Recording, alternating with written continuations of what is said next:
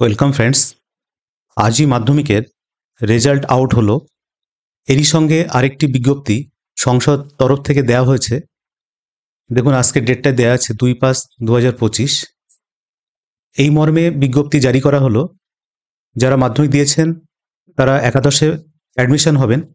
সেই ক্ষেত্রে মাধ্যমিকের কোন সাবজেক্টে কত নাম্বার পেলে সেই সাবজেক্টটি পাওয়া যাবে, সেই বিষয়ে একটা গাইডলাইন বা একটা বিজ্ঞপ্তি প্রকাশিত হয়েছে আজকেই। সেই বিষয়ে আজকের ভিডিও, চলুন দেখে নিই। তা বিশেষত যারা সায়েন্স নিয়ে পড়বে, সায়েন্স বেসড ইলেকটিভ সাবজেক্ট, এর ক্ষেত্রে নিচে একাদশ শ্রেণীতে ভর্তি হওয়ার জন্য ইলেকটিভ সাবজেক্ট এগুলো দেওয়া আছে। তারপরে minimum percentage of marks of obtain, কত নাম্বার পেতে হবে সেটাও এখানে উল্লেখ করা আছে।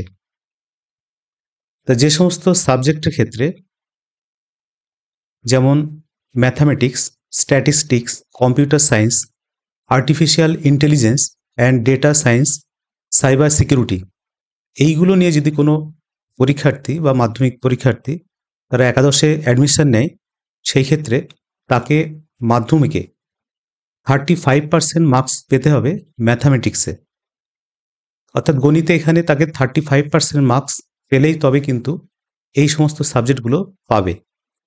দ্বিতীয় ক্ষেত্রে যেটা বলা হচ্ছে বায়োলজিক্যাল সায়েন্স, যদি একাদশে কেউ বায়োলজিক্যাল সায়েন্স নিয়ে পড়তে চায়, সেই ক্ষেত্রে তাকে লাইফ সায়েন্সে মাধ্যমিকে 35% মার্কস পেতে হবে। থার্ড যেটা আছে ফিজিক্স এবং কেমিস্ট্রি, এই সাবজেক্ট নিয়ে যদি কেউ পড়তে চায় সায়েন্সে, সেই ক্ষেত্রে তাকে মাধ্যমিকে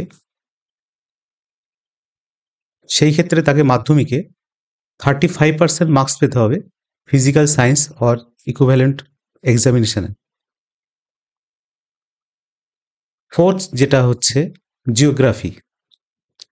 এই জিওগ্রাফি সাবজেক্টে কেউ যদি একাদশ শ্রেণীতে পড়তে চায়, সেক্ষেত্রে তাকে 35% ইন জিওগ্রাফি, অর্থাৎ ভূগোলে কিন্তু তাকে 35% মার্কস পেয়েই উত্তীর্ণ হতে হবে, তবেই কিন্তু সায়েন্সের এই বিষয়গুলো সে পড়তে পারবে। এই নিয়েই সংসদের বিজ্ঞপ্তি প্রকাশিত হয়েছে।